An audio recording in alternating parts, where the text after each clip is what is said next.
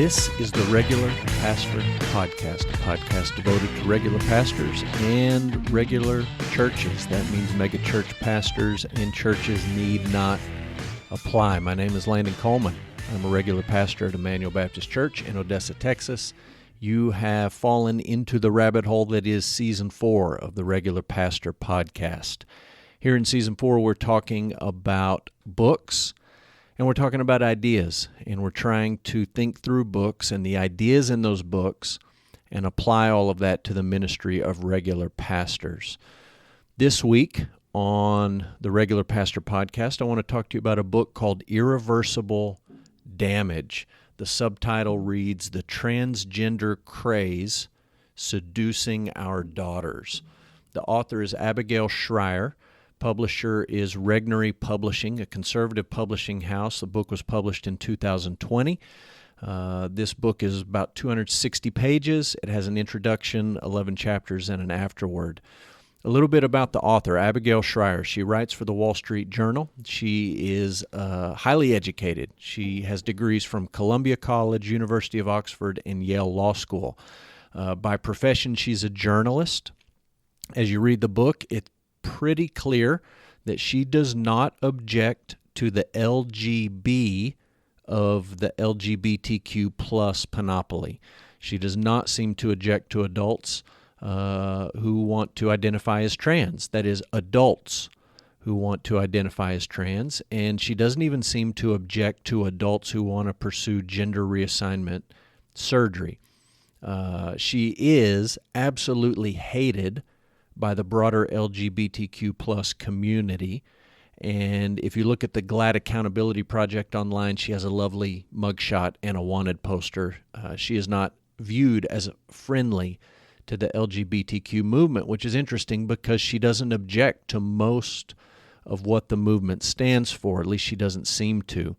So how did she become this public enemy of the LGBTQ community, and how did she come to write this book called Irreversible Damage? So the big idea, the summary of the book: in recent years, there has been an absolute explosion of teenage girls identifying as trans, and it's been fed by the broader cultural climate and by social media online, Reddit boards, Tumblr, online forums, etc., etc. It's just an explosion of specifically young girls identifying as trans, and it flies in the face of all historical trends where that is not historically the main demographic identifying as trans. And Schrier argues that it's only explainable as a craze, and she doesn't mean that in a derogatory sense. She means it in the sociological sense, where it's an idea that is spreading through social contagion, particularly online. She also argues that the medical community has completely abdicated its role in diagnosing mental illness, and it has adopted and even has begun to mandate a posture of unconditional affirmation of these young girls who are convinced that they're trans. And so what that means for most of these young girls is that without much counseling at all, they receive testosterone, they receive hormone treatments, they receive new pronouns, they are encouraged to bind, and then even carrying out top and bottom surgery for these young ladies. So it's an interesting book written from the perspective of somebody who doesn't object to most of the LGBTQ plus issues, but does see that there's a serious issue with the trans question, particularly with young girls. So if I had to pull out a couple of important ideas from this book, here's several that I would mention. One of the things that Schrier finds through her research is that most of the teenage girls identifying as trans are white upper-class girls, meaning they are not oppressed young ladies, but their identity as trans gives them immediate access to an intersectional claim of oppression and victimization. And so in that sense, the whole craze is being fed by critical theory and intersectionality and all the rest. Schrier doesn't really explore this line of thought much, but it seems like a pretty obvious conclusion that the broader acceptance of critical theory and intersectionality is part of the motivation for these white upper-class young women to identify as trans. Instantly, they become an oppressed minority. Another interesting thing in the book, another important idea, is the idea of rapid onset gender dysphoria. Rapid onset gender dysphoria. She talks about this on page 37. She talks about 90% of those who are diagnosed with this are white. 80% of them are female. So again, we're back to white females. Average age of person diagnosed with rapid onset gender dysphoria is age 16.4 years. Most of these girls experience no childhood gender dysphoria, and the majority of them also had one or more psychiatric diagnosis of mental illness. That may be depression or anxiety or any number of things. 70% of these girls had a friend recently come out as trans. 65% of these girls had increased their social media use in the recent past. 60%, a majority, said that popularity increased for them after they identified as trans. 85% of them said that their parents supported LGBTQ rights. Fewer than 13% of the parents of these girls said that the mental health of their child improved after coming out as trans, which is just a shocking stat. So you got all these young girls coming out, identifying as trans for lots of obvious reasons, at least it seems obvious reasons, and only 13% of their parents say that the mental health of their child improved after they came out. Another shocking thing that you'll find in this book is that schools, middle schools, high schools, colleges, universities, they are enabling and promoting transition for these young ladies. They are not questioning it on any level.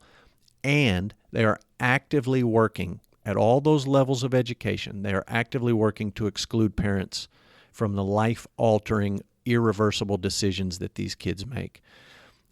Studies show that most children who experience gender dysphoria, and it is reasonably common, most of those children outgrow it with time and with counseling.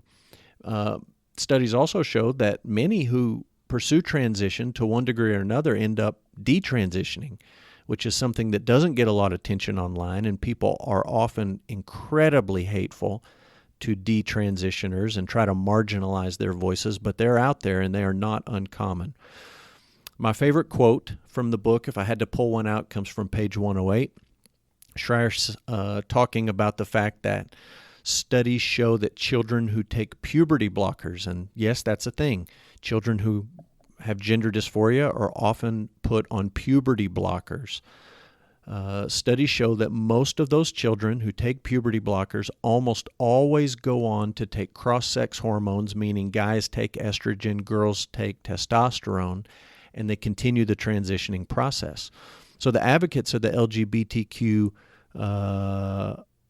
mindset say, look, this is proof that kids know who they are, and once you delay puberty, they typically go on to pursue transitioning later in life. So here's what Schrier says on page 108. She says, it proves, right, this preponderance of children, this majority of children that continue transitioning once they take puberty blockers. It proves that if you medically halt a kid's puberty so they do not obtain secondary sex characteristics while also socially affirming their new gender identity, that adolescent will be less likely to later reverse the course. In other words, it's the ultimate example of social pressure and confirmation bias at work.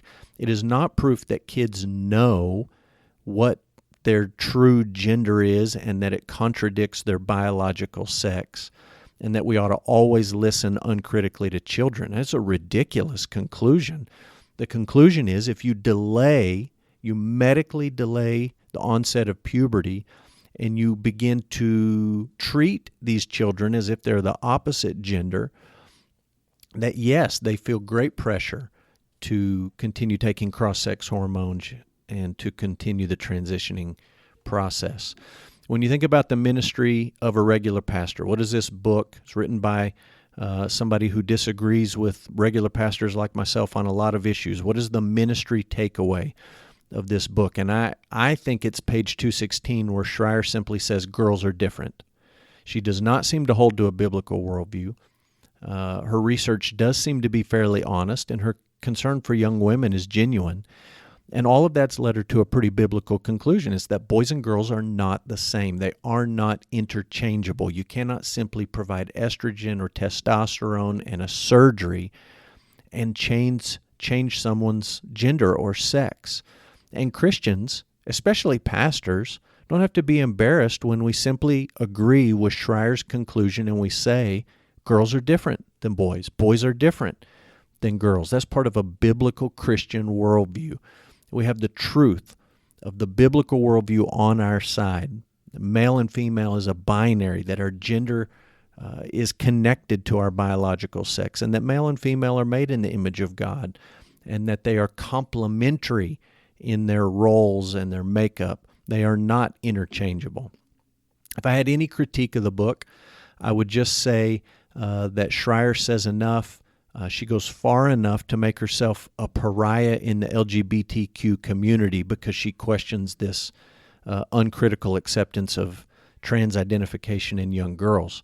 So that's a positive. She's questioning that. But really in the book, there's no hope offered by a biblical worldview, and there's no hope at all offered by the gospel of Jesus Christ, where ultimately we all ought to find our true identity, not just as image bearers, but as followers of Jesus Christ. So if you look this book up on Goodreads, the rating is 3.98. Part of me wanted to give it a 4 because it does not speak from a biblical worldview, but it's really well written and it's really well researched, and the conclusions are really sound and solid, and so I gave it a 5-star rating on Goodreads. I think this is a book that pastors and parents ought to read. There's parts that are not the easiest to read. There's parts that are pretty disturbing to read if you approach the book from a biblical worldview. But it is critically important that parents and pastors are passing down a biblical worldview to your children. And it is important that parents be parents, not enablers. It's important that we are aware of the context in which we live and the schools that we're sending our kids to and the laws that are being passed.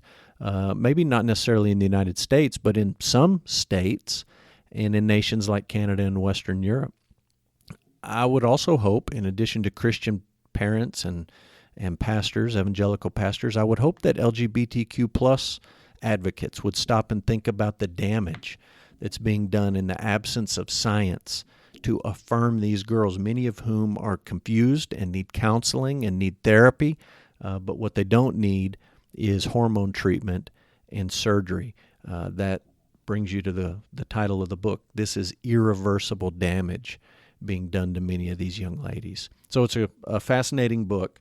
It's been a very controversial book and maybe one that you want to check out and read for yourself. Thanks for listening to the Regular Pastor Podcast. Be sure to subscribe for weekly episodes here in Season 4. Thanks in advance for giving us a top rating. Wherever you're listening, you can follow Regular Pastor online at regularpastor.com. You can find me, Landon Coleman, on Goodreads. If you have a book recommendation or request, I would love to know about it. I'd love to read it, love to possibly review it and talk about it here on the Regular Pastor Podcast. You can email me those recommendations at landon@emmanuelodessa.com. Until next week, this is the Regular Pastor, out.